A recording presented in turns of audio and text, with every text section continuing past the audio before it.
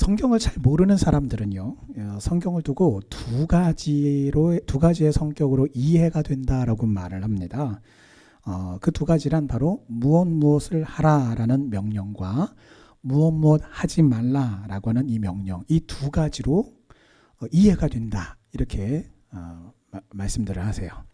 이제 그럴 수밖에 없죠. 왜냐하면 실제로 쓰여있는 이야기를 보면은, 여러분, 성경은요, 문학적인 장르로 보면 굉장히 다양한 문학적 장르들을 가지고 있어요. 그런데 또 그 장르가 다양하지만 또한 더불어서 구약을 보면 이 율법서라고 우리가 부를 만큼 어떤 규범에 대한, 방금 말씀을 드렸던 뭐뭐 하라, 뭐뭐 하지 말라라고 하는 어떤 그런 규범에 대한 기록이 굉장히 많이 있습니다. 그래서 뭐뭐 해라, 이런 명령과 뭐뭐 하지 말아라 라고 하는 이 명령을 우리는 보통 규범이라고 그렇게 부릅니다. 자, 그런데 사람들에게는요, 이러한 규칙과 규범에 대한 거부 반응이 있는 것 같아요. 뭐 멀리서 찾을 필요가 없고요. 제가 그랬어요. 그래서 저도 모태신앙이지만 성경을 잘 몰랐을 때, 제가 청소년 때, 청년 때 성경을 두고 굉장히 갈등을 많이 했어요. 왜냐하면 하나님은 좋은데 성경 말씀은 너무 부담스러웠어요. 이런 규범적인 성격으로 당시 저도 그렇게 이해를 했기 때문에 뭐 이렇게 하라는 게 많고 뭐 이렇게 하지 말라는 게 많은 건지, 저한테는 좀 그 기질적으로 좀 뭐랄까, 청개구리 기질이 저도 좀 강해서 이렇게 해? 그러면은 그렇게 안 해요. 이렇게 저렇게 하지 마? 그러면은 꼭 저렇게 하고 싶어요. 제가 범띠인데, 아무래도 그 12 종류의 동물들에 없는 청개구리 띠가 아마 하나 껴있는 것 같아요. 근데 저만 그런 게 아니라, 여러분, 얼마 전에 뉴스를 봤더니 저와 비슷한 사람들이 굉장히 많더라고요.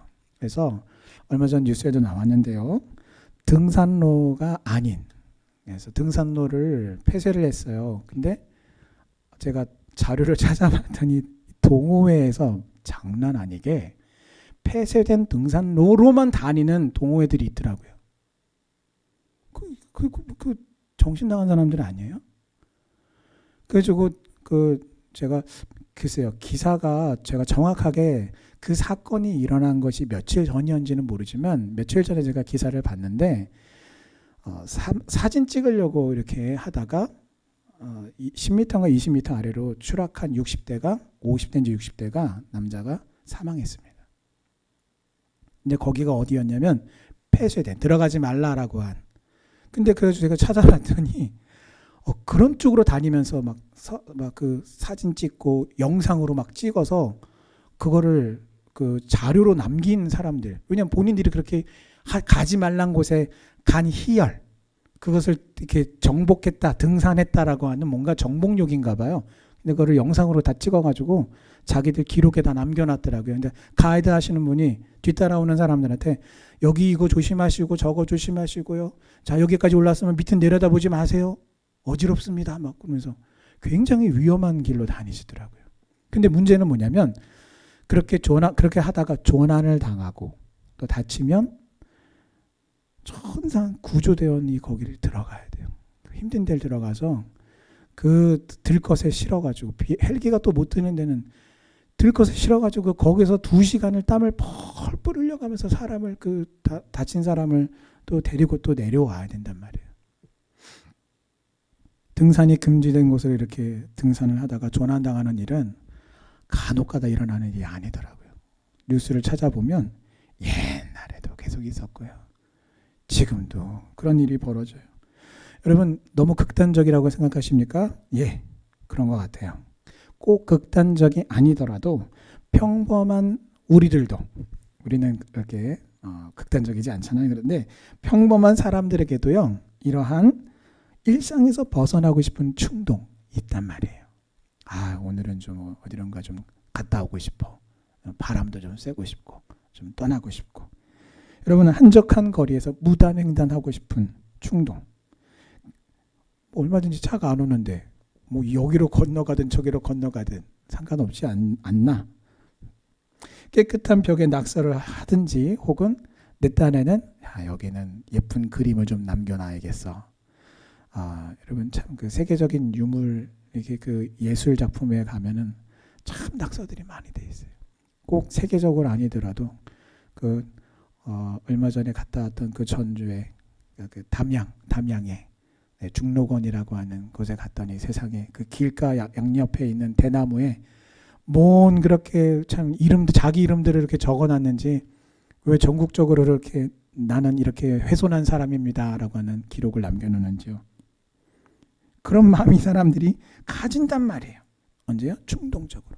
거기다가 그 중록원에 가서 이름을 새긴 사람이 계획을 1년 전부터 계획을 해가지고 이렇게 새겼겠습니까? 다 충동적으로 새겼겠죠. 하지만 성경을 이와 같은 규범적인 책으로만 보는 것은 성경을 제대로 알지 못하는 것입니다. 거부 반응을 일으키는 규범적인 책으로 보이지만 우리가 이 규범 속으로 무엇 해라 하지 말아라 라고 하는 그 규범 속으로 우리가 들어갈 때 그 하나님의 말씀 안에 진리가 존재하고 그 진리 안에서 우리가 얼마나 자유할 수 있는지를 알지 못하기 때문에 성경을 단지 규범적인 책으로만 여기는 것입니다.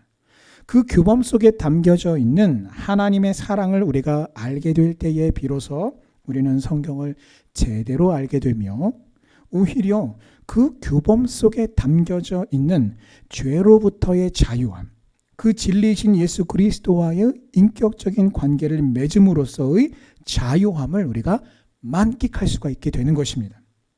그래서 무엇을 하든지 혹은 반대로 무엇을 하지 않든지 이 모든 것이 하나님을 사랑하는 마음에서 우러나오고 비롯되기 때문에 성경은 더 이상 나의 자유를 구속하는 규범적인 것이 아니에요. 그것이 아니라 나를 향하신 하나님의 은혜와 사랑이요 죄에서 나를 구속하신 진정한 자유를 되찾아 주시는 하나님의 능력이 바로 하나님의 말씀인 성경인 것입니다.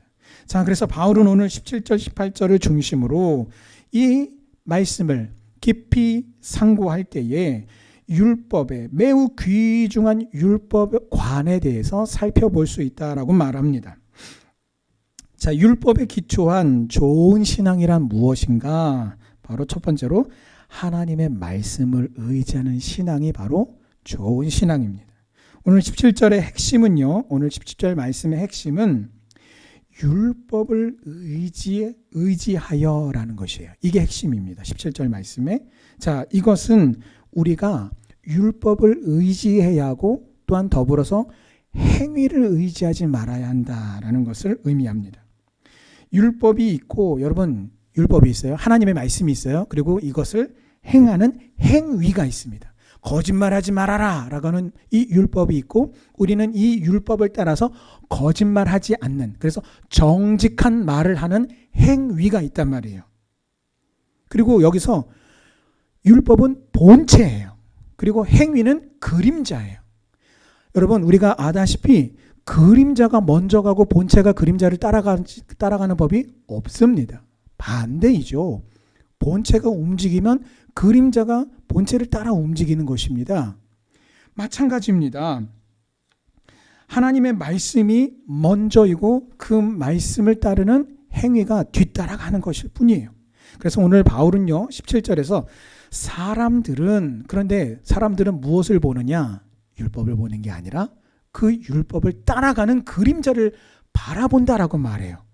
율법 자체가 아니라 그 율법을 행하는 사람의 행위를 보고 판단하는 것을 염두에 두고 그것을 염두에 둘 때 우리가 잊지 말아야 할 것이 있는데 그것은 율법의 행위를 의지하지 말고 율법의 깊은 정신인 그 믿음의 내용을 잃지 말아야 한다. 이것을 오늘 17절, 18절 말씀에서 강조하고 있습니다.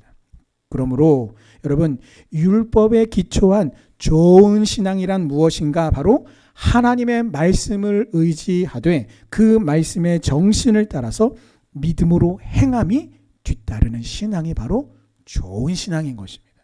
자, 두 번째로 그러면 좋은 신앙 어떤 것이 좋은 신앙인가? 두 번째로 하나님을 자랑하는 신앙입니다.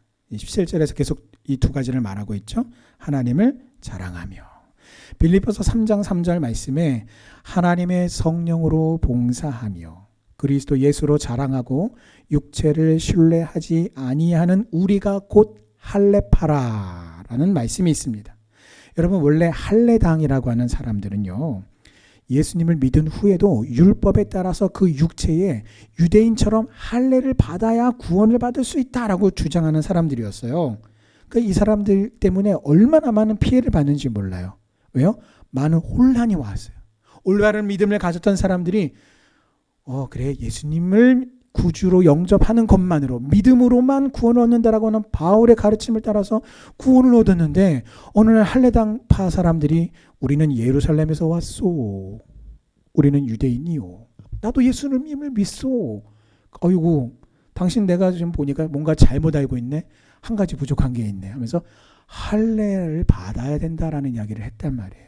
여러분, 이것이 당시에 얼마나 많은 그리스도인들에게 혼란을 가져왔는지 몰라요. 교회에 혼란을 가져오고 교회에 큰 폐를 끼쳤습니다. 큰 해악을 끼쳤어요. 그래서 이 결국 할례당은 믿음에 손해를 끼치는 자들이 되었어요. 그러나 바울은요, 오늘 빌립보서 3장 3절에서 진정한 할례당이 누구라고 말을 합니까? 율법을 가지고 있으면서도 진정한 믿음의 모습을 가진 자가 누구인가? 그것은 바로 하나님을 자랑하며 예수 그리스도를 자랑하는 자다라고 가르쳤어요. 올바른 자랑의 내용과 올바른 자랑의 대상을 알고 있는 사람이 바로 좋은 신앙을 가진 사람이다라고 말했는데 오늘 17절에서 두 번째로 그것이 바로 하나님을 자랑하는 사람. 육체의 할례가 아니라 하나님과 예수 그리스도를 자랑하는 그 사람이 바로 좋은 신앙을 가진 사람이다라고 오늘 두 번째로 말을 하고 있습니다.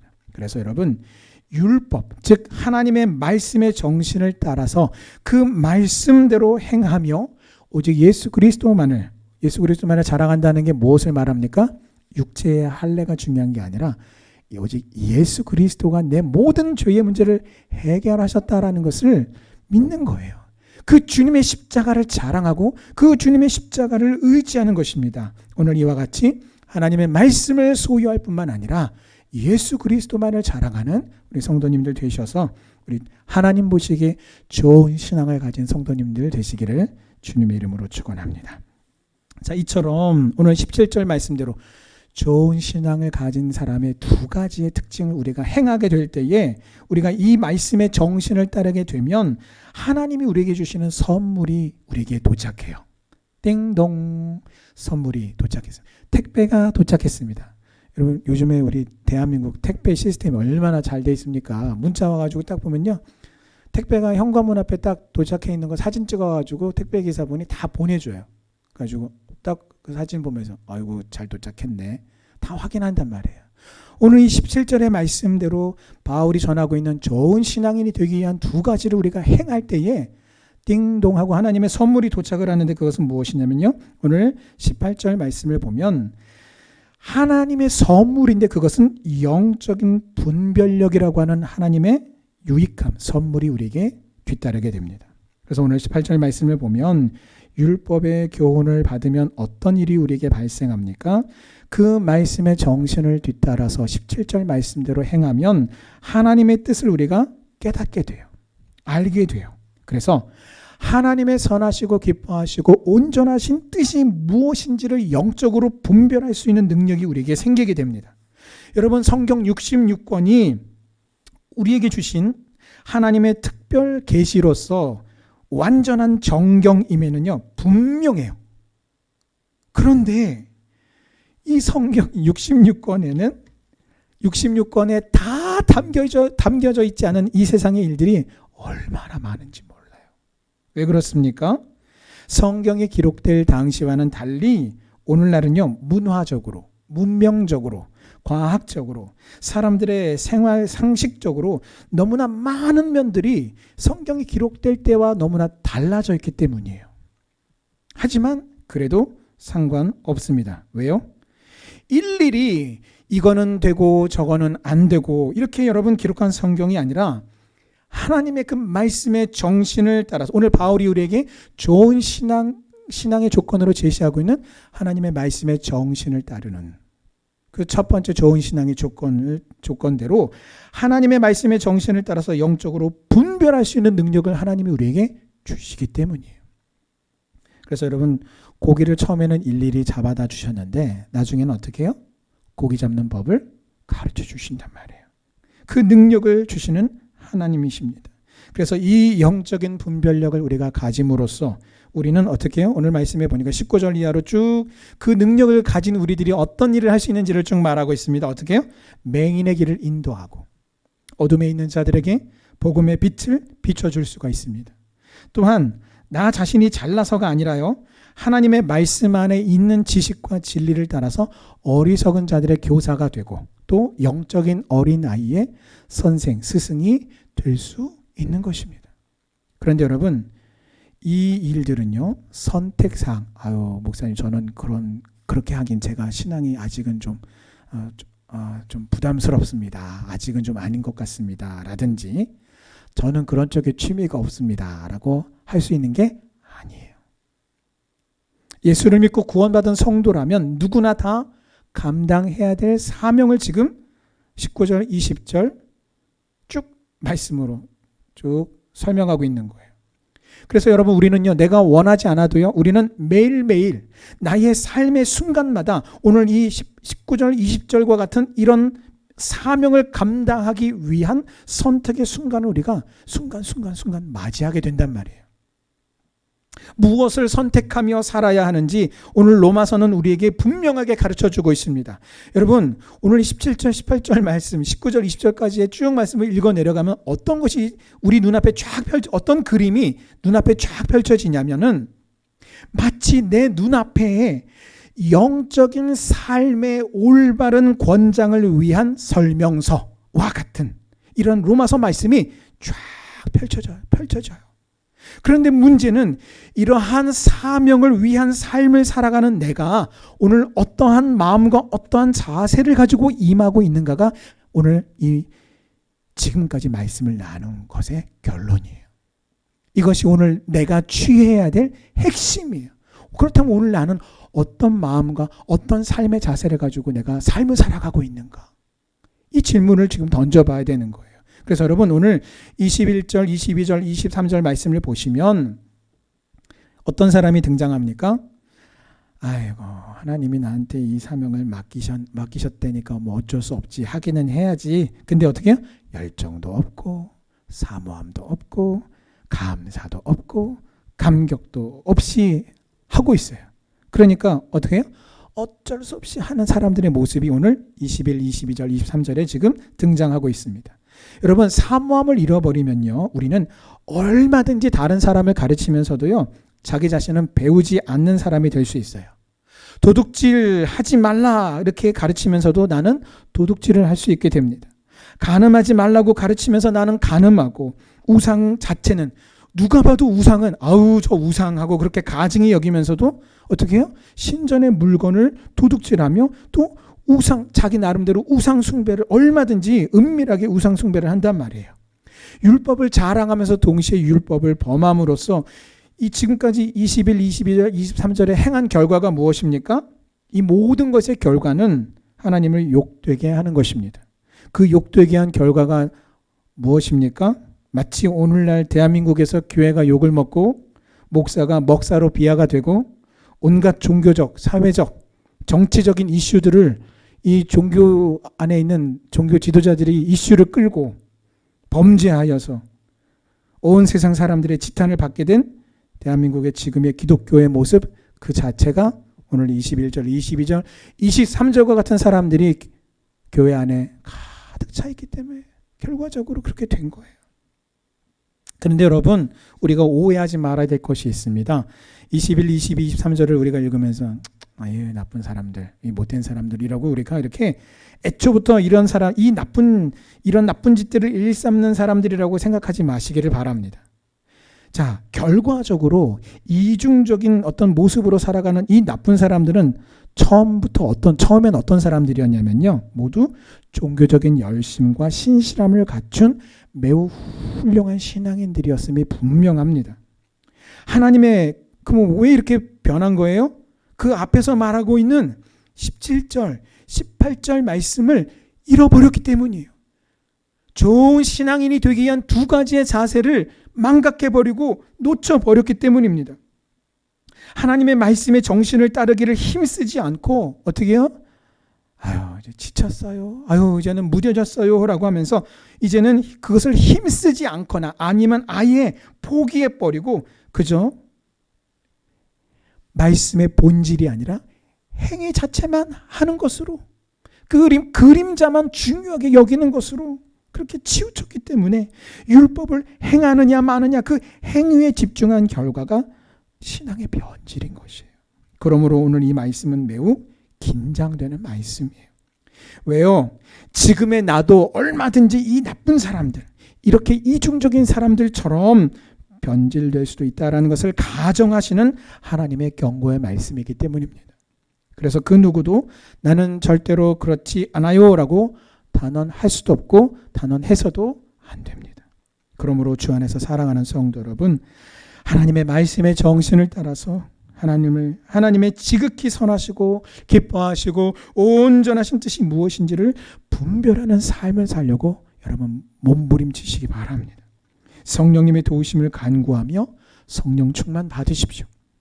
그래서 율법대로 행하도록 전하면서 끊임없이 그 말씀으로 나 자신을 쳐서 복종시키는 성도님들이 되셔서 항상 하나님 보시기에 율법의 기초 하나, 말씀의 정신을 잃지 않는 좋은 신앙의 소유자들이 되시기를 주님의 이름으로 축원합니다.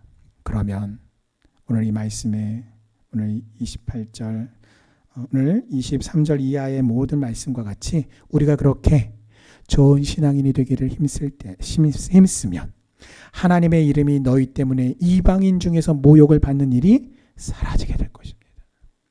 그래서 육체의 할례를 받았느냐 안 받았느냐라는 잘못된 기준으로 옳고 그름을 따지지 말고 우리의 마음의 할례를 받고 하나님의 말씀이 판단하시는 선악을 따라 진리 안에서 자유하며 생명적인 규범을 지켜나가는 좋은 신앙인들 다 되시기를 주님의 이름으로 축원합니다.